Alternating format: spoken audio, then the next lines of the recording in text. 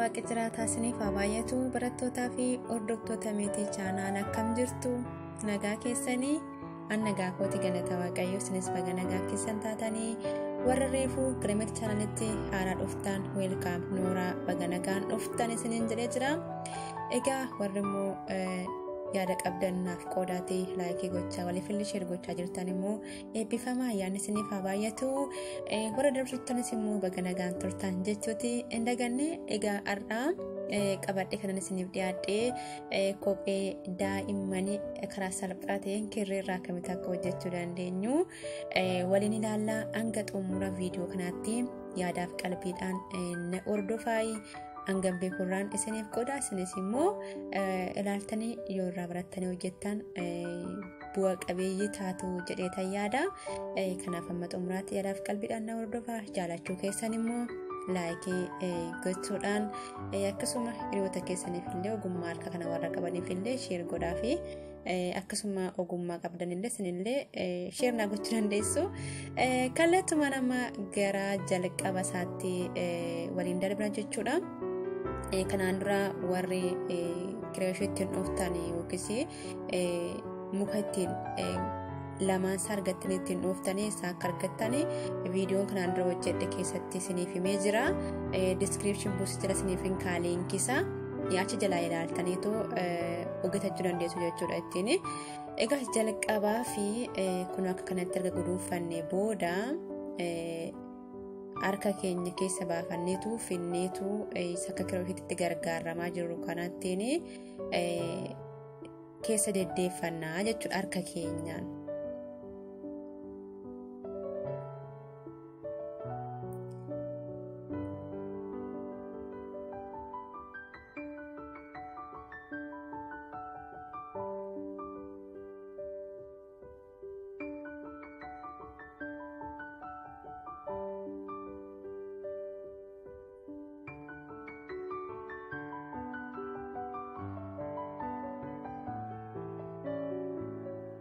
Egaa akka kanattiin hanga nu barbaachisuudhaan jechuudha. Kirrii gubbaatti hundaa kirriin keenya baay'ee fufurdaadha jechuudha.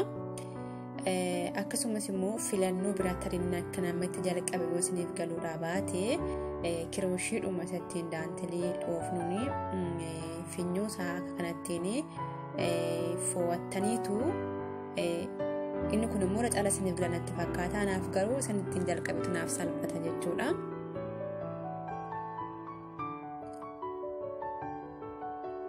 Egaa kanattiin dhaattanii booda hanga isin barbaachisu erga dhooftanii booda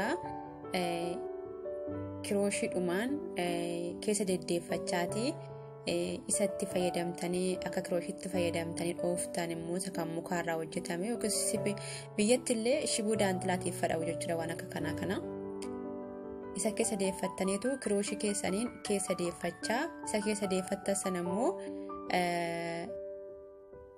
isa mukaarraa hojjetametti keessa deeffachaa deemtu jechuudha. Walitti dabarfachaa deemtu irra dabarfachaa deemtu hanga barbaadan erga dabarfattanii booda kirooshii keessan dhiistaniitu isa mukaarraa hojjetameen fayyadamtu jechuudha.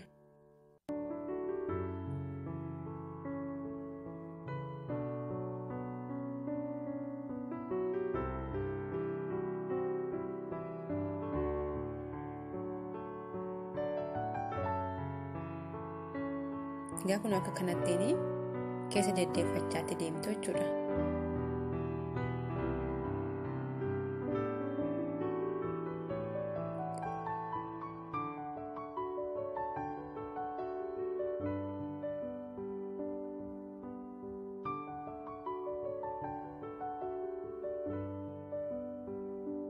Egaa isin dura jalqabe kun akka kanatti dhaayee jira amma kanatti jechuudha.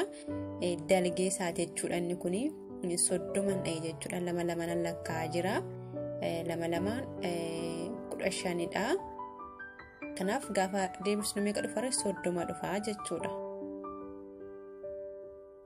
14 15 jechuudha. Inni kun 15 faasaati. 30 jalqabee egaa kirrii keessan gubbaarratti hundaa kun kirrii isaa fufurdaa waan ta'eef malee 30 oliyyuu ta'uu danda'a jechuudha. Yookiis immoo saayizii kophee hojjechuu barbaadanii sanatu murteessaadha jechuudha. filannoo keessaniin jalqabachuu dandeessu jechuudha. Kan baay'ee xiqqoo ishiinne jechuudha, kan daa'ima raasiif taatudha kan ani dhaye.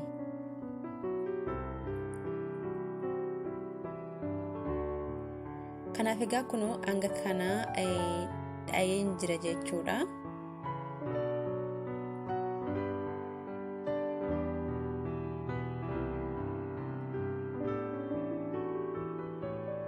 Egaa kan gidduun kuni garaagarummaa qaba jechuudha.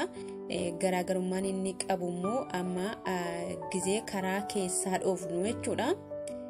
Gizee karaa keessaa dhoofnu jalqabarraa gaafa jalqabnu kaasne jechuudha.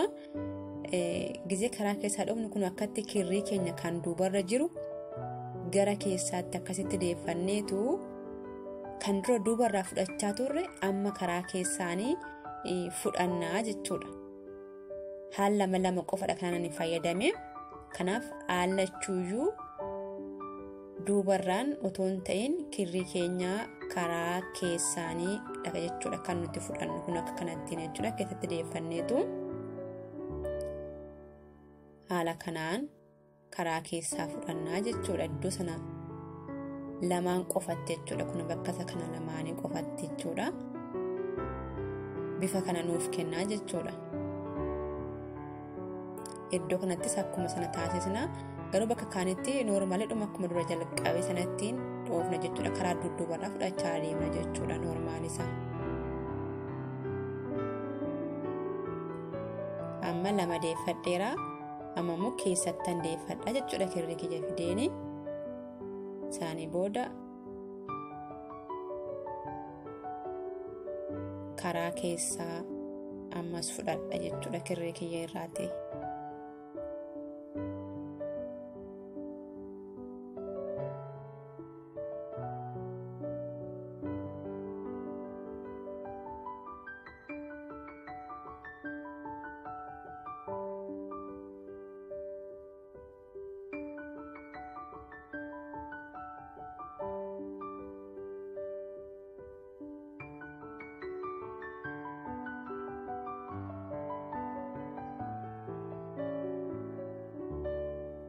Inni kuni 5 jechuudha.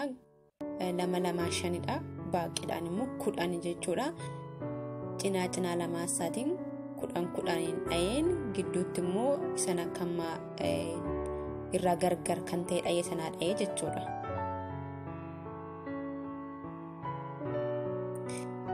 Karaa duubaa immoo gaafa dhoofnu hunduma isaayyuu noormaaliidhuma dhoofna malee akka isaan sanattiin hin taasisnu jechuudha. Karaa keessaa gaafa dhoofnu qofadha kan nuti akka sanatti karaa keessaa irraa fudhannu.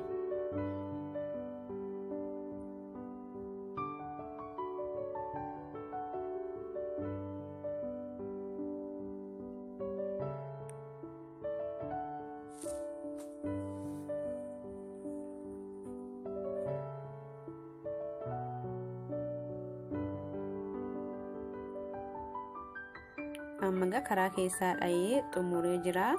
Hamma karaa dudduuba isaa gaafan dha'u immoo hunduma isaayyuu karuma keessaa fudhachaa deema malee karuma duubarraa fudhachaa deema malee akka isaan sanattiin karaa keessarraa fudhadhu jechuudha. Kirrii kiyya gaafa fudhachaa deemu.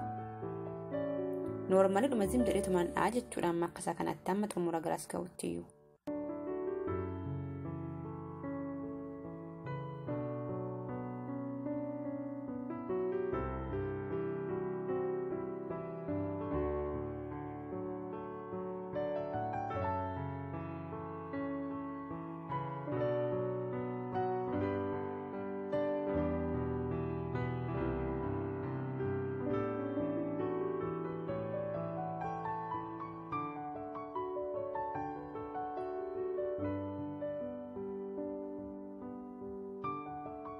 Egaa akka duraa gochuun hin jiru jedheera. Sirriitti xiyyeeffadhaa ilaalaa iddoo kanatti jechuudha. Akkuma dura dhaaturetti noormaalumaan dhaa malee karaa keessaa irra deeffadhee fudhachuun nan barbaachisu jechuudha. Maaliif duubarraa nan dhaa jira waan ta'eef amma. Keessa na jalaa ba'ee asitti dhiifamaa naaf kalcha.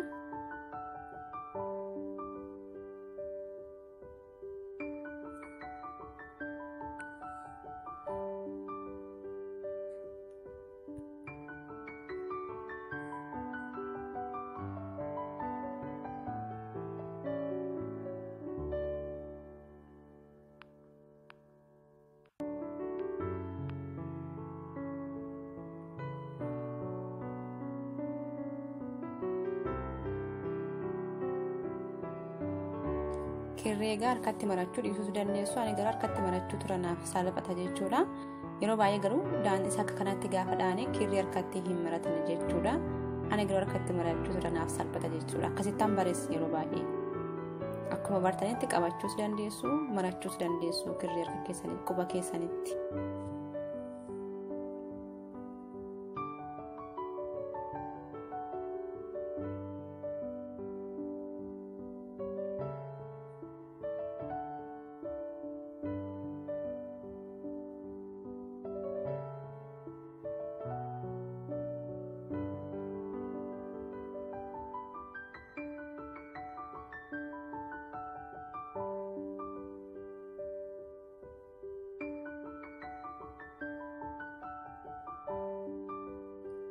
Egaa amma akkasitti hundi isaa xumuree jira.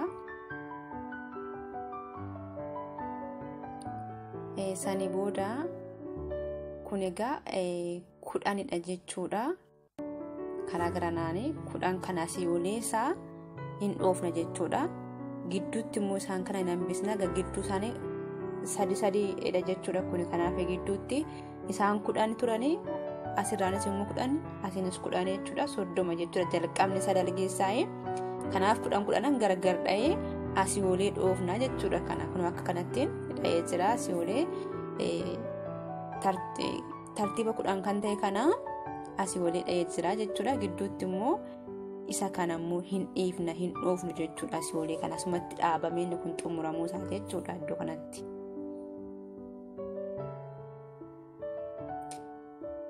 Asii olee isaa kana marsaa 6tti dha'ee jechuudha. 6 jechuudha. Inni kun marsaa 6ffaa taate jechuudha. Inni kun asii olee isaa irraati. Kan duraa 10 jala jira. Gubbaatti immoo meeqan dabalee 6 dabalee jechuudha. Isin immoo hanga barbaadan itti dabalachuu dandeessu yoo guddiftanis jechuudha. Akka saayizii kophee keessanii gubbaarratti hundaa'e jechuudha. Kan isin dhaachuu qabdan. Amma kanagaa hin xumurraa waan ta'eef kirooshii gargaaramne kun akka kanattiin gubbaasaarraa xumurraa jechuudha.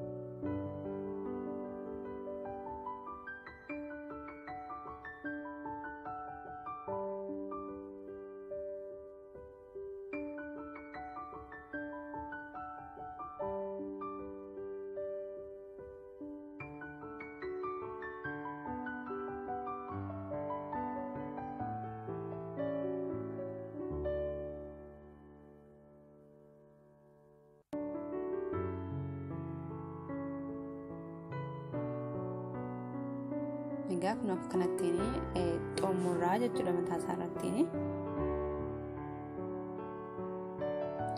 Kirrii itti dheereffannee irraa murachuu qabna. Maaliif booda duuba deebisnee wal qabsiisnee ittiin hodhachuudhaaf nu gargaara. Tarii kirrii biraadhaan hodhuus dandeessu. Ani garuu kirriidhuma kanaan hodha jechuudha. Kanaan hodhus immoo kirooshiidhaan egaa warri immoo lilmoo qaawwa babal'aa qabu qabda lilmuun hodhuu dandeessu. Ani garuu kirooshiidhumaan jechuudha kanaan hodhe. Egaa amma sarga xumurree hanga ishee gidduu kana jechuudha. Kun hanga kana ammas kana siin cufna jechuudha.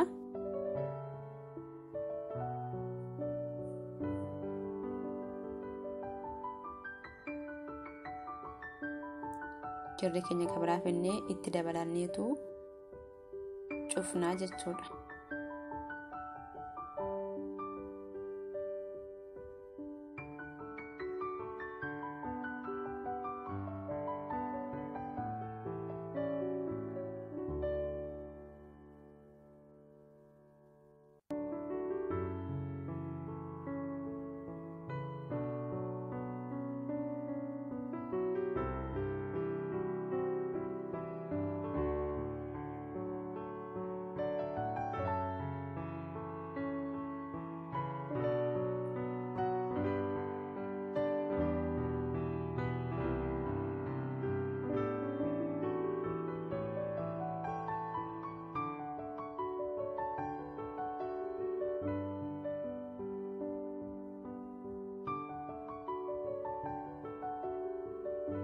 egaa hanga kanaan xumuree jira.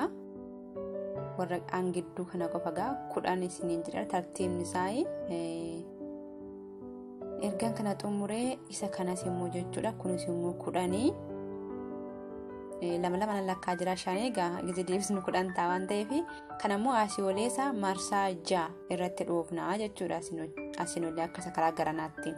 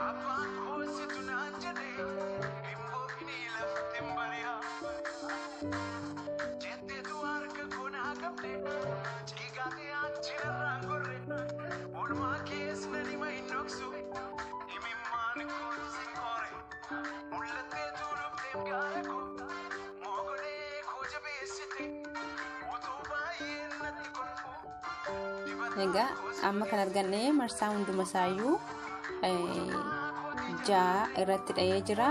Ammas kirooshiidhaan xumurraa jechuudha gaa.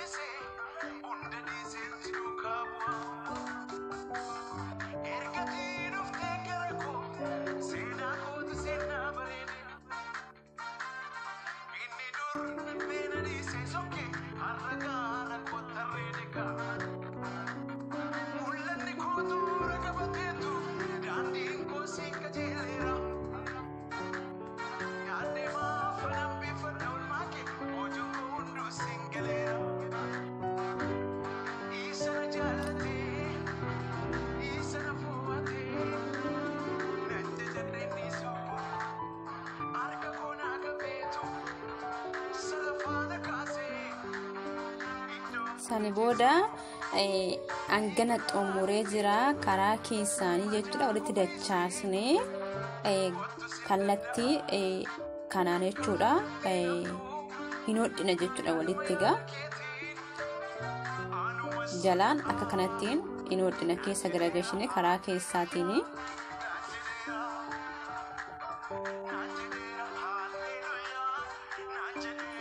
asiinis asii walii kana hunduma isaan hodhinaa jechuudha. Kanas irra gaddeebisnee erga hodhinee xumurreeti haala kanaan diizaayinii nuuf kennaa jechuudha.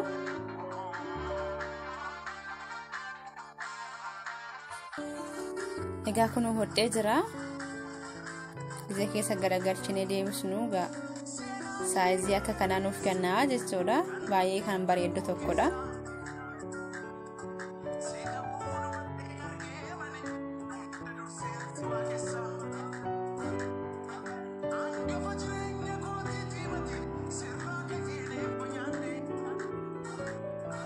Sani booda kana wal qabsiisna jechuudha akka gadi deebi'ee bareeduufi.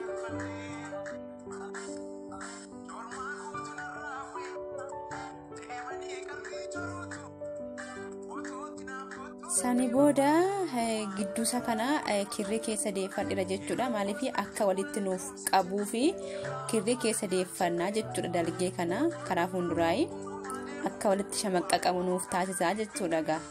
Yoo akkas ta'e diizaayinii nuuf kenna yookiis bifa bareedaa nuuf kenna jechuudha.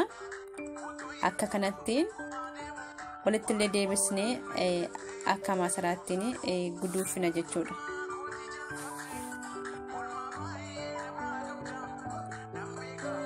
Kun egaa bifa kana nuuf kennee jira. Hojjettanii ofii keessanii mucaa keessanii kaa'uu dandeessu. Hiriyoota keessa warra hojjechuun beekne illee akka kennaatti kennuufii dandeessu. Egaa wantoota baay'eedhaaf fayyada. Itti fayyadamaa isiniin jedha egaa hanga ammaatti waan hordoftaniif waan irraa barattaniif baay'ee galatooma. Eebbifamaa isiniin jedha. Egaa Meetii channel isiniif haaraa kan ta'e viidiyoon kun yoo jaallattan subscribe gochuudhaan na hordofaa. Akkasumas jaalachuu keessanis laayikii tuquudhaan yaadaa fi gaaffii qabdan illee dogoggorri yoo jiraate illee koomentii na barreessuu hin dagatinaa isiniin jedha. Egaa akkanattiin bifa abaabootiin illee gubbaatti itti da'uu dandeessu. Garuu akka masaraa yoo ta'e irra gaariidha. Maaliif itti guddisuu hin dandeessu yoo qabellee itti guddisuu dandeessu yoo itti bal'ate immoo itti dhiphisuu dandeessu jechuudha. Masaraa sana keessa akka shamaqqaqootti fayyada waan ta'eef jechuudha. Kanaaf egaa nagaa keessan ta'a. Turtii yeroo gaarii qabaadha. Viidiyoo kan biraan hanga walitti deebinutti nagaadhaan naaf tura. Baay'ee isiniin jaalladha. Isiniin kabaja hundumti keessanii lafa nagaa jiraadha. Nagaatti.